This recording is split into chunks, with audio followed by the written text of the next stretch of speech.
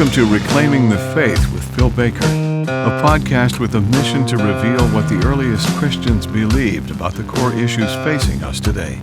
You can find links to all of Phil's resources at philsbaker.com. Thanks so much for taking the time to listen today, and take a moment to share this podcast with your friends. Now, here's Phil.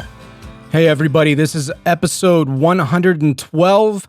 It's another interview with Dr. Judd Burton. This time we're going to be looking at the subject of sacred geography.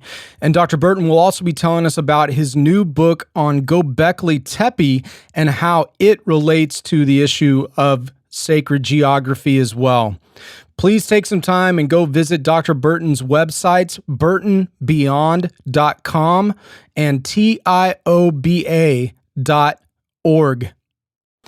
I am blessed to be a part of Omega Frequency, so please go check out everything that BDK does on the two YouTube channels, Omega Frequency and Omega Frequency Live, to find our content that we're putting out every week.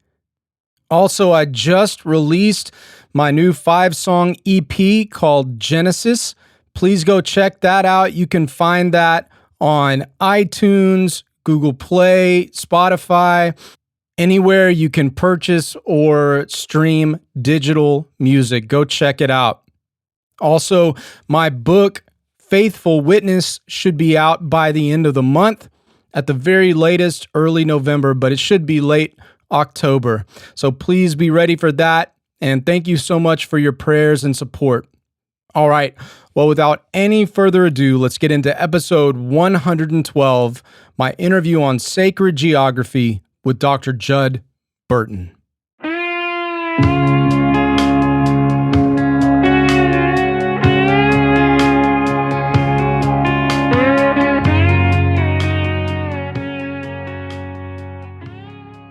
Dr. Judd Burton, thank you again for being on Reclaiming the Faith, man. I think it's like the fourth time, man. I'm just so thankful that you're willing to do this with me.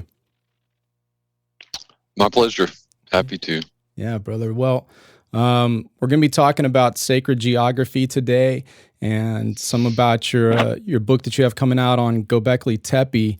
So, how would you define sacred geography? Sacred geography is sanctified territory, basically sanctified land.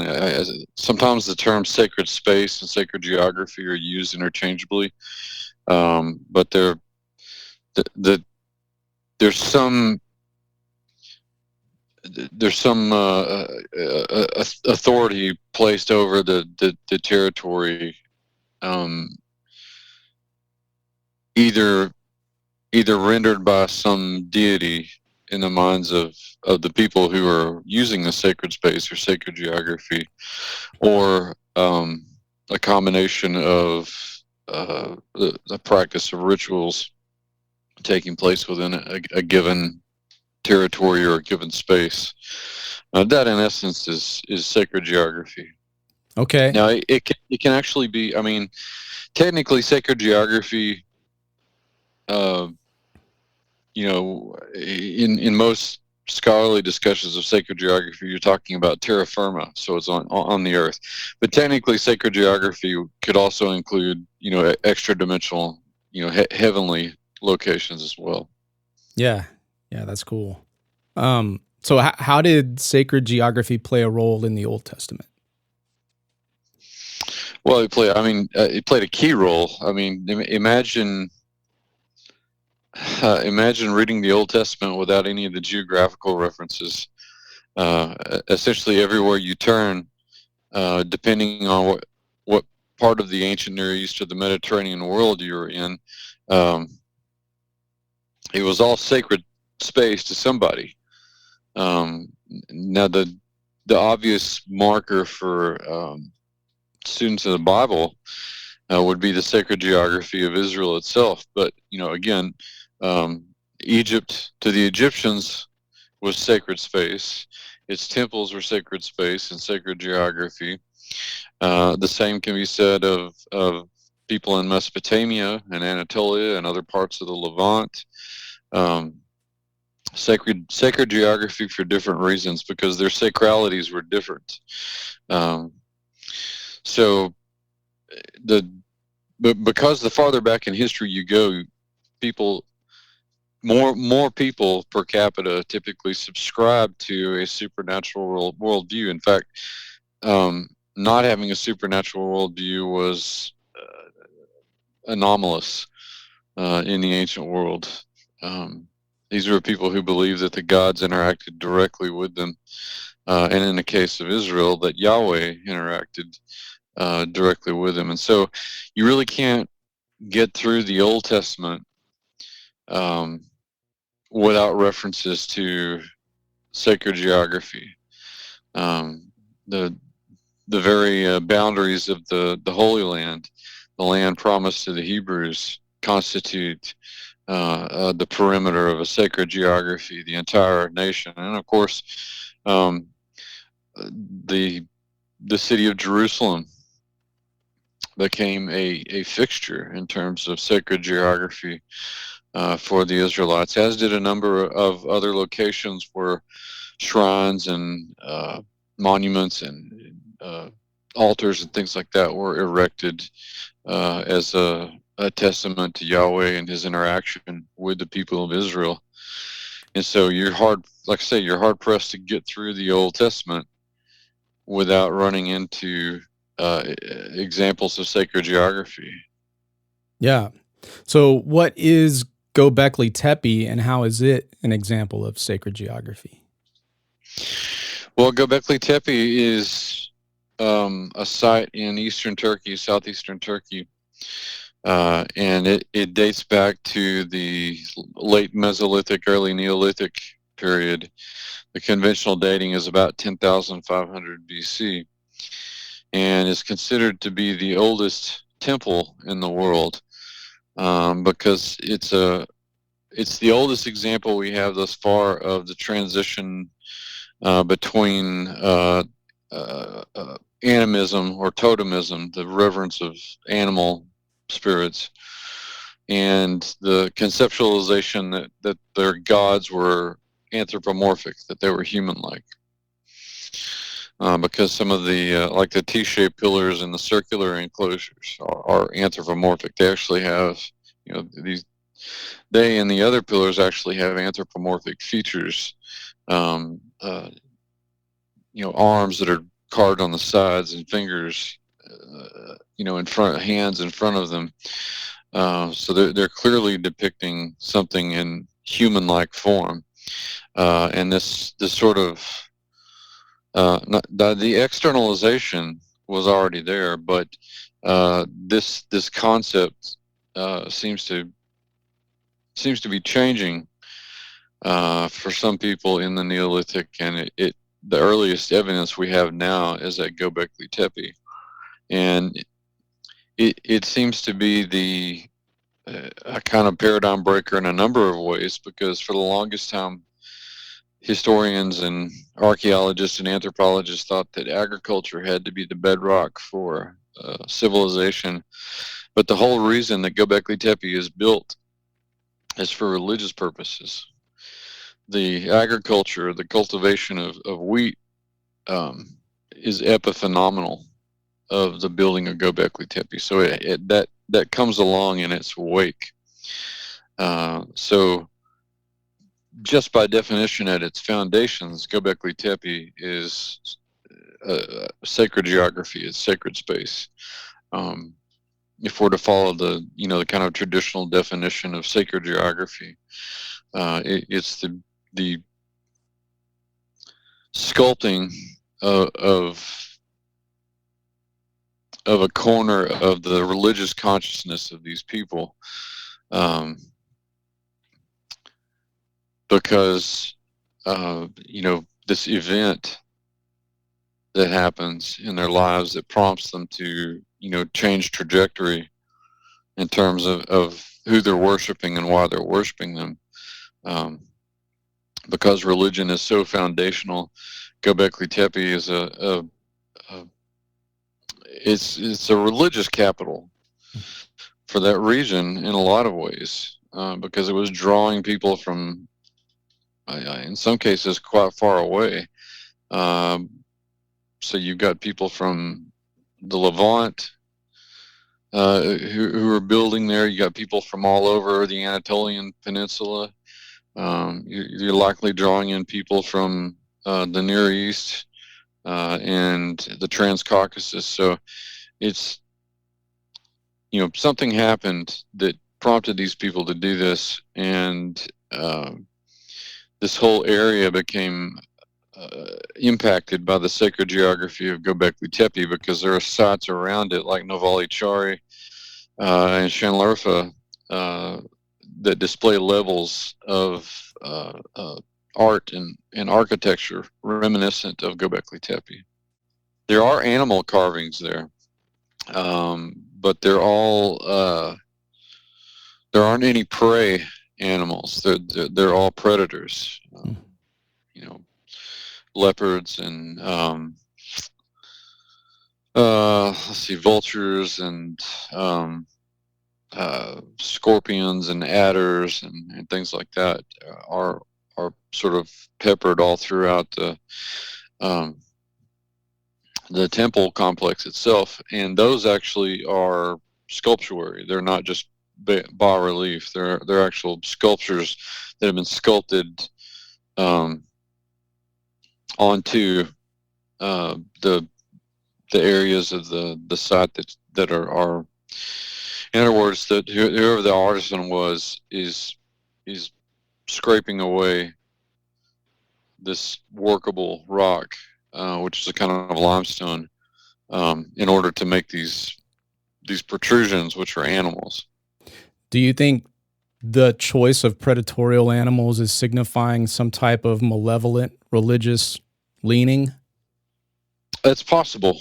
I've considered that in the past, because these people are hunter-gatherers. Perhaps there's just more work that needs to be done. Quite frankly, it's an immense site, and there's only been, even with the very worthwhile and valuable work that Klaus Schmidt and other archaeologists have done at the site. It's 300 square meters. It's immense. I doubt that they've excavated a 20th of the site. So more work needs to be done. We know that there are many, in fact, probably dozens of more circular enclosures under the ground, just from the imaging, just from ground penetrating radar and magnetometer sweeps. Wow. So why is the discovery of Göbekli Tepe important for 21st century believers? Well, the scholars that subscribe to a strictly naturalist perspective on Göbekli Tepe would say that there's not much beyond this marks a significant cultural transition in the trajectory of human societies. And that's true. That's a valid observance. But for believers, people need to consider just how significant of a change Göbekli Tepe is, because virtually all humans before that were hunter-gatherers or horticulturalists of some type. That kind of significant change that impacts culture, that impacts ideation, every facet of every institution of a society's culture is irrevocably changed. And now, if you look at examples of this in human history, the only time that happens, that kind of change happens, is when a society is acted upon by a vastly superior, technologically superior culture. And although I don't agree with everything that he proposes, I think that Jared Diamond makes some pretty salient points in Guns, Germs, and Steel, and I think that it's an apt analogy, and I think it explains, and it explains a lot about the identity of the things that were actually causing the change to happen at Göbekli Tepe, and to my mind, those are the Watchers.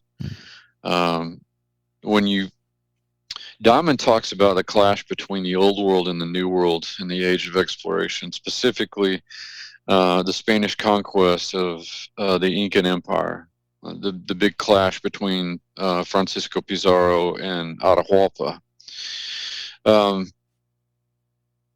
So what set the Spanish up to be so vastly technologically superior?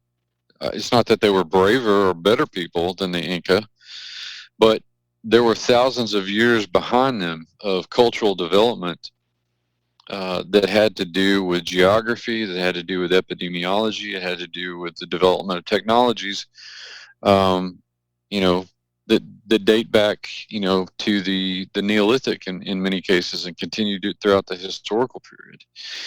And the geographical argument is interesting because the continent of Eurasia is long east to west, which meant that when animal husbandry and farming and metallurgy and things like that developed, they didn't have a lot of climatic or geographical barriers to go past. So they spread relatively quickly. There were also, on the animal husbandry end, herd animals were kept by numerous Eurasian peoples. And in doing so, and being in such close proximity to them, they're inoculated basically generationally by being around them, working with them. So things like anthrax and smallpox, things that start in bovine populations, for instance, they developed antibodies for. And so, if you look at the Americas, they're long north to south. And so when civilization sprouted up in Mesoamerica, or farming or technology or whatever, it had basically every geographical and climatic obstacle that the world had to offer, because all the various climates and geographical features, mountain ranges, rivers, and snow and desert, everything else you can imagine. So the spread was slower. So that by the time that Pizarro and Atahualpa clash, there's not much of a contest. And it had nothing to do, not exclusively, didn't have anything to do exclusively with the generation at that time, because thousands of years of geographical, epidemiological, technological preparation had set the Spanish up to win. And there's a kind of unconscious biological warfare that's going on because none of the peoples in the Americas kept herd animals at the time. So, smallpox was especially virulent. So these cultures that are impacted like this are generally never the same, and often not for the better. I think that's probably the best analogy that we can use to understand what happens at Göbekli Tepe. You have this significant cultural change brought upon by for all intents and purposes, a technologically superior race from another dimension, because there was nobody on the earth at the time who could prompt that sort of change.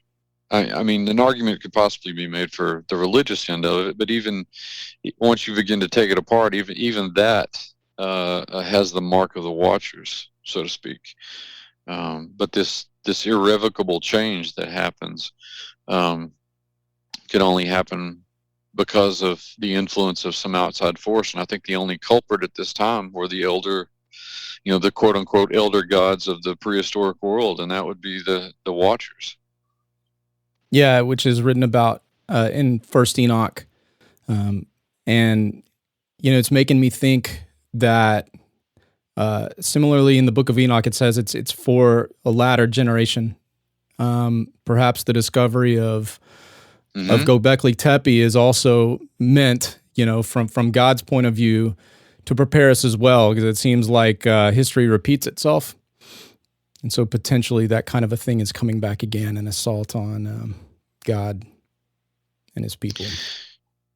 Yeah, that's a definite possibility. I mean, I tend to agree that the timing of its discovery is suspect, in terms of the prophetic clock, in the same way that the discovery of the Dead Sea Scrolls, preceded the establishment of the state of Israel. Yeah. Well, speaking of the state of Israel, can you explain the importance of, quote, the land, unquote, in Judeo-Christian faith tradition? And do you think there is a theology of the land? If so, how would you describe it? Yeah, I would say that there is a theology of the land, because you can't separate. For believers, you can't separate the story of salvation and its origins from geography, and you certainly can't separate the story of God's unfolding plan with the Hebrews from geography. So they're integrally linked. Like I said, whether it's the Old Testament or the New Testament, try making any historical or theological sense of the book without the geographical references. You won't get very far. It'll be a truncated philosophy at best. But the purpose, the drive, the direction of God's plan is properly contextualized with geography in the Old Testament and the New Testament. So yeah, I think, again, reiterating what I said earlier, you can't really understand the narrative of the Bible, much less its historicity or theology, without these geographical connections. Yeah, you were mentioning Jerusalem earlier in the South, and it seems like, and this is probably a pretty weak analogy, but it seems like there's this civil war kind of being set up in the North. You have Dan, the apostate tribe, with Bashan and the Serpent Mound, Gilgal, Rephaim, against the southern area where the Messiah comes from. I was thinking about Dan and its possible connection to the Antichrist, because Hippolytus writes his treatise on Christ and Antichrist, and he shows so many comparisons and contrasts with Christ and the Antichrist, how the Antichrist is going to try to appear to be the Christ, but he doesn't have the Antichrist coming out of Judah, he has it coming out of Dan. And he's using Old Testament passages to kind of back that up, like Genesis 49, talking about Dan being a viper. Deuteronomy 33, talking about Dan being a lion's whelp. So I was just curious, do you think that there is perhaps a possibility that maybe half of the Antichrist's lineage would come from Dan in the North? That's an interesting proposal. Yeah, I think it's possible. I mean, considering everything associated with Dan and the they're forever marked by their actions. Probably the story that most people would be familiar with would be Micah's idol story that sort of brings the mark of shame on to Dan.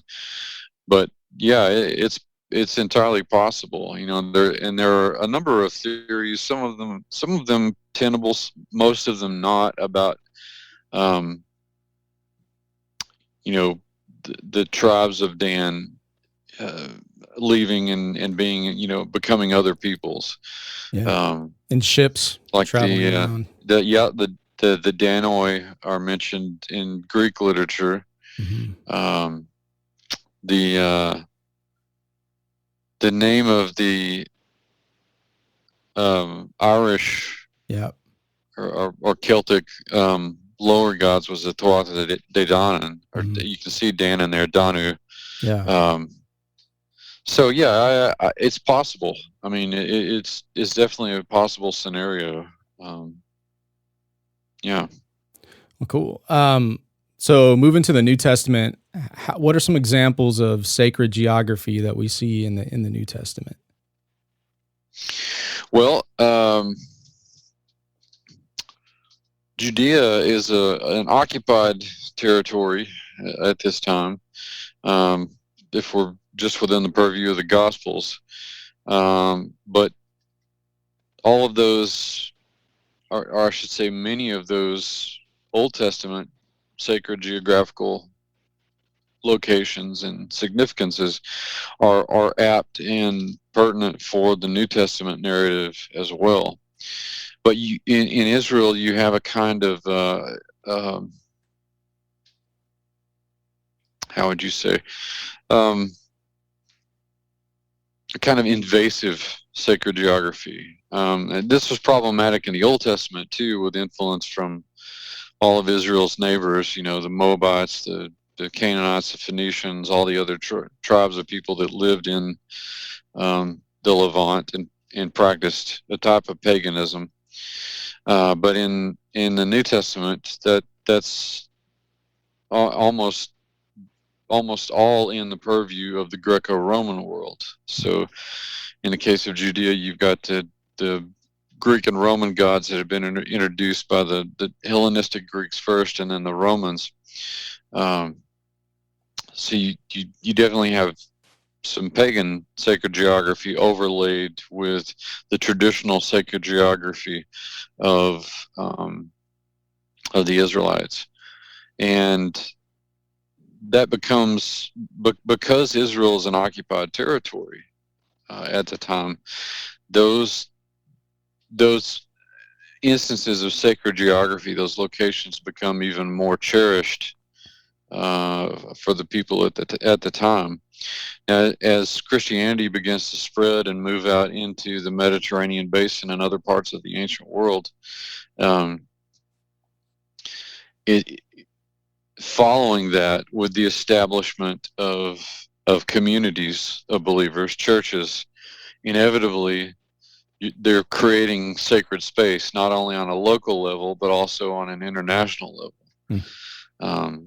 So the church buildings eventually get built in some cases, although a lot of people are meeting in houses and basically wherever they can do so safely.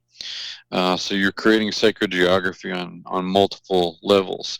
At the same time, you're running into the sacred geography of the Greco-Roman pagan traditions. And so there's a kind of battle of sacred geographies that's taking place both in the Old Testament and in the New Testament. Yeah, that was making me think of Acts 16 with the girl with the python spirit that's connected to the oracle at Delphi. And Oracle at Delphi, that's right. Yeah, and then with Ephesus, how so many people are renouncing, their paganism and burning books and all that, and you have that temple of Artemis there, and the people are really scared that Christianity is about to annihilate, this worship of Diana, basically nullify it. So I don't know, that's cool. So this is a question from a buddy of mine, and it kind of blends Old Testament and New Testament together. But he says, I wondered why the fallen angels specifically chose Mount Hermon and why God chose Mount Sinai.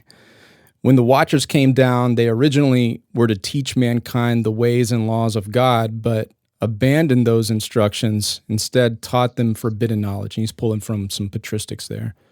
God gave mankind those instructions himself later, but chose Mount Sinai instead.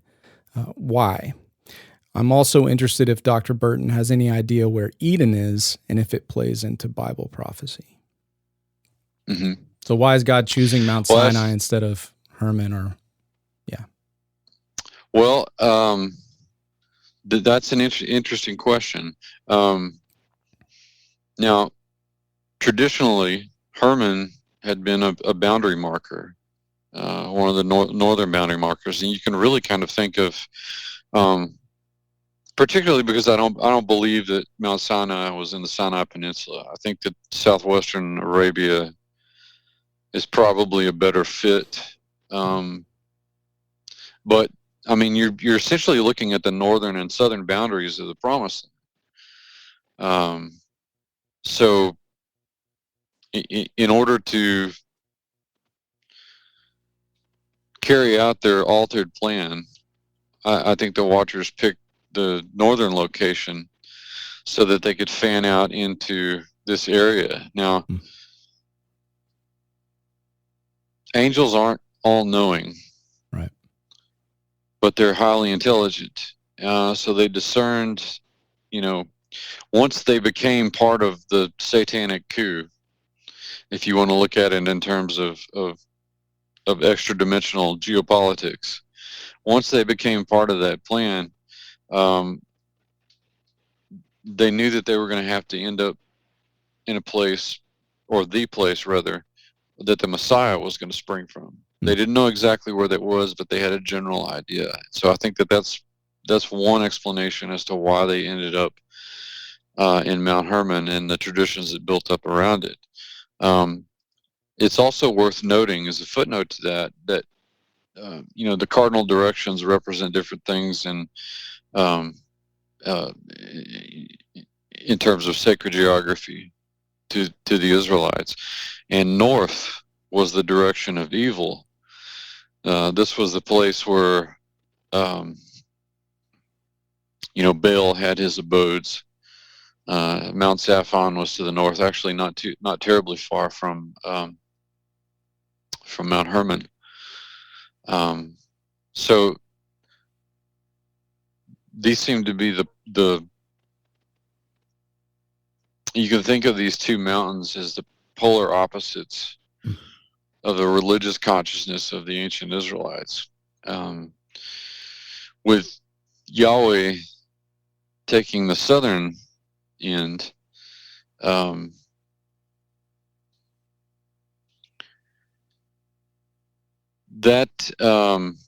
too I think is significant, because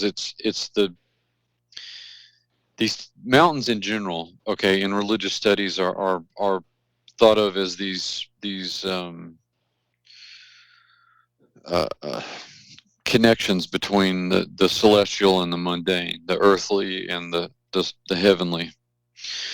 And they were, in religious consciousness all over the world, they were considered to be and are considered to be natural features, but they jut up into the sky. They go into the realm of the gods, and so they represented these points of connectivity between these two worlds.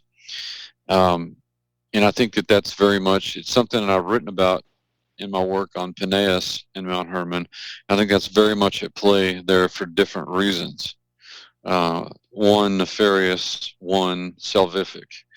And so you could kind of think of those two mountains in that context. Now, as to the location of Eden, I still firmly believe that Eden was in eastern Turkey.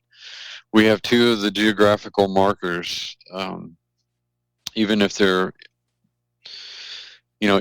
direction was somewhat different. The direction of the flow of the rivers is somewhat different in the pre-flood world. We have to remember that Moses is being shown a vision of all this, and he's using stuff as best he can, things that he recognizes, to describe this vision of prehistory, in much the same way that John is being shown the end of time. Moses is being shown the beginning of time. Now, Eden was a country that had a garden in it that began the redemptive line for humanity, the line of the Messiah. But I think the case can be made for an Eastern Turkey location. That entire region is significant, in fact, because of its proximity to Göbekli Tepe. It's associated with Noah because the Ark comes to rest in the mountains of Ararat. This is a region of the ancient Near East that's also significant for Abraham. Abraham's home of Haran is in this region. We have those geographical markers in the Old Testament, and that's why Shanlurfa is actually a better candidate for Abraham's Ur than Ur in Iraq. And in fact, that's the local tradition that's existed for centuries, that Shanlurfa is actually Abraham's Ur. It makes sense because there's so many references back to this. This is where he sends his servant to get a wife for his son. He's tied to the land. So there's lots of biblical significance to that part of Turkey as to Eden and what it has to do with prophecy. If you read biblical prophecy, and specifically Revelation, it's about, in many ways, it's about restoring paradise. It's about restoring Eden. And so that's got to be part of the prophetic equation, if you will, in any discussion about the Garden of Eden, its location, and what its significance may have. Now, I'm also of the mind that the Watchers chose this location to make an outpost, which I think is what Göbekli Tepe was, in addition to a temple. It's kind of supernatural outpost. They didn't know exactly where the Garden of Eden was. It was under guard, of course, by an angel. My surmise is that, almost in a kind of Tower of Babel sort of way, they hoped to weaponize Eden, convince the angel to side with them that guarded the place, or they thought that they could overpower him and enter Eden, because it was this weird place where the earthly dimension touched the heavenly dimension. Adam and Eve were right there, had direct access to God. They could talk to him anytime they wanted to. So I think that they wanted to weaponize that in some way in the retaking of heaven, which is a scenario that plays out in the Tower of Babel story. Do you think that could be the reason for that is to get to the tree of life, or the angels that are rebelling against God? Say that again. So kind of like Adam and Eve were kicked out of the garden, so they couldn't get back to the tree of life, in one sense. That sin bringing death. And this is something that Al Barino was talking about on the Blurry Creatures podcast recently. I'm just curious to get your thoughts on it. Like he's of the opinion that these fallen angels, the Watchers that sinned, are also dying. And so their attempt they're trying to get back to the tree of life somehow. And so, like, my question is, like, do you think them setting up that outpost next to where they believe the Garden of Eden is to try to get in there so that they can have immortality, in a sense? Well, I had never really considered that. I personally don't, and I haven't listened to Tim's argument. He may have some valid points, but I personally have not run across anything that would convince me that they weren't eternal beings. Yeah. Because I mean, even in their state now, they don't. Their livelihood, their biology, whatever you want to call it, is it's not native to this place. Yeah. So I for the time being, that's not something that I subscribe to, that they're actually dying. the I mean, if we're to believe Scripture, they're going to be in a perpetual state of death after judgment. It'll be a living death. Right. They won't be able to escape the punishment that's coming. Yeah. So I don't know. I'd have to go back and listen to that. But as it stands now, I don't really subscribe to that. Cool. Well, continuing to think about prophetic things, future things, how do you believe sacred geography will play a role in the future? Well, I mean, there's not a time that it doesn't play a role. There's that, and I don't mean that flippantly. Yeah. I'm just saying that you can think about it really as kind of competing sacred geographies. You know, with believers on the one hand, and people that oppose believers on the other, or are indifferent. We also have to remember that Paul gives us a really good taxonomy of the kind of entities.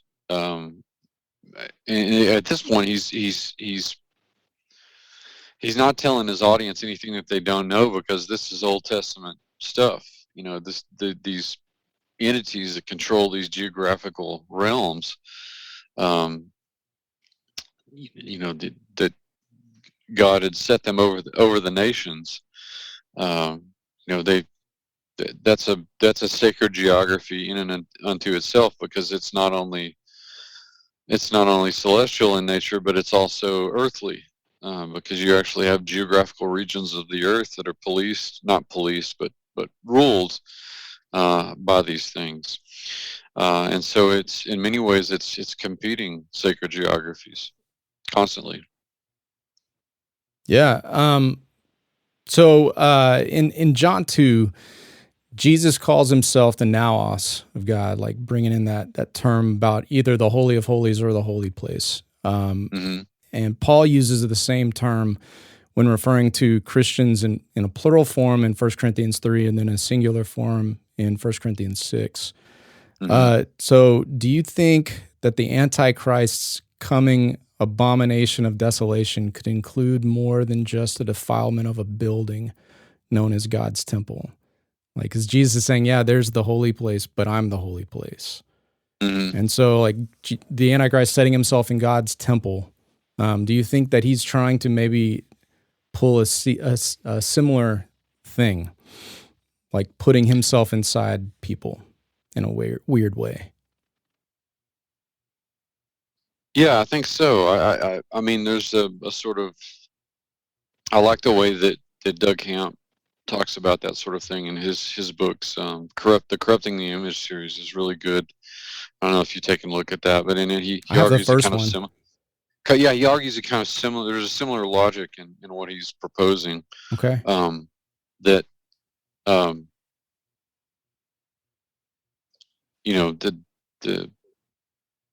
this illustration, that Jesus is using is apt. And for that matter is also, when it comes to people, when it comes to humans,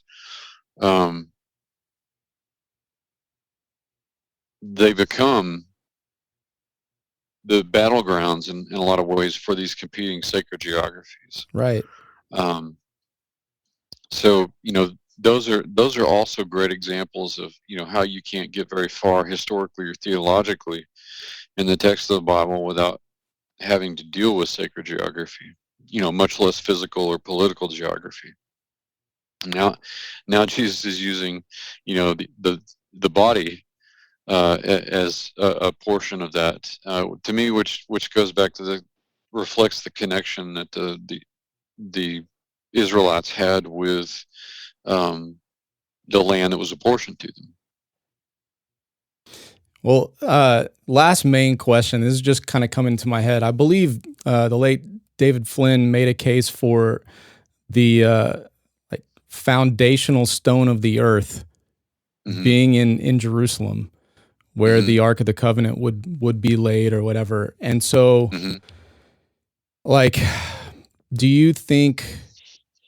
What do you think is the reason for Jerusalem being like the ultimate place of showdown between Christ and Antichrist? Well, David Flynn was on a whole other level compared to the rest. Sure. He was quite insightful. I still refer to a lot of his work. But as to why Jerusalem became the showdown, the explanation is really simple. It's because God designated it as the capital for the nation of Israel, and it's really just that simple. Now, as to the foundation stone actually coming from Jerusalem, I'd have to go back and look at Flynn's work, but that just adds another layer of substantiation, basically, to why it would be. But when you consider so much of the narrative of the Bible, the drama of the Bible is taking place in this location. It's the ultimate battleground. I mean, it's the final battleground, right? I mean, it's the most trampled on, fought over, stretch of territory on the planet in many ways. Not just in terms of the armies of men, but also in terms of supernatural armies. The good versus evil, cosmic order, Star Wars kind of stuff. Again, not to be flippant, but to kind of put it in perspective, that's what we're talking about here. Yeah. This part of the world was ground zero for the first stages, really, of the execution of Satan's plan against the Messiah, to destroy, to either corrupt or completely destroy the bloodline, which of course he failed at doing. But I think that there are significant things happening in Jerusalem that are sort of moving forward the prophetic clock, as it were. The movement of the American embassy from Tel Aviv was pretty significant, but there are also other things going on, like they've identified the line of red heifer necessary for the sacrifices. The name of the organization escapes me, but all the materials and plans and heavy equipment for building the temple are ready to go at a moment's notice. Yeah. Basically, whenever that happens. And so even in our own time, we can sort of discern the urgency that's embodied in the sacred geography of Israel and Jerusalem, especially. Do you feel comfortable giving a hypothesis as to why God chose that specific area? I mean, I know that goes back to, it seems like it goes back to Abraham and Isaac, go to the mountain, I'll show you, and it's right there. Right. But as to why he would have chosen that, do you feel comfortable offering a hypothesis on that? Well, I mean, it's the beginning of the covenant, the Abrahamic covenant, right? Mm. Not the that's actually, though, that's where we find the sort of first illustration of the sacrifice that Jesus would eventually make, which he does make in Jerusalem. So right there, those are two very big anchor points, if you will, for why God chose this place, why it's so significant in the past, why it'll be so significant as a battleground in the future, because it's always been a battleground. So there's my very terse hypothesis as to why Jerusalem is so significant in the sacred geography of Israel. Well, thanks, man. What are some final words of encouragement or advice you'd like to give our listeners, and also where can they find all of your awesome work? Well, I always offer the encouragement of salvation. That's the chiefest of joys that you can derive in this life. And we live in kind of scary times right now for a number of reasons, but we have to remember, where our faith, as believers, we have to remember where our faith lies. And so we do kingdom work, until we're called home. And it's never too late in terms of prophecy. God always allows for a reprieve. If people repent and turn back to God, if we can do that on a society level here in the States, there's hope. There's always hope. Even if it doesn't come in that form, there's always going to be some sort of, we have a hope that transcends and goes beyond the mundane, even on this planet. If people want to follow me, they can check out my websites, burtonbeyond.com and tioba.org. I'm on YouTube, Facebook, Twitter. I'm starting to get more platforms like Gab, and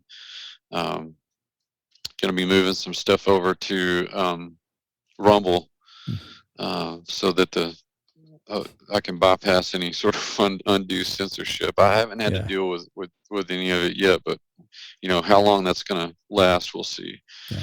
People can order my books through the site. I also have a author page at lulu.com where people can get the books, and I'm in the process of moving stuff over to Amazon, so it won't be too long before they can do that. I've got a special this week on coursework. People can get all the each certification's on sale for $110. So that's a 12-course module. So if you're interested in sacred geography, the biblical anthropology certification will probably be right up somebody's alley, because it deals, there's a whole course module in that certification program that deals with geography, biblical geography. Awesome, man. Well, thank you so much, brother. I appreciate you taking the time today. My pleasure. Thanks for having me.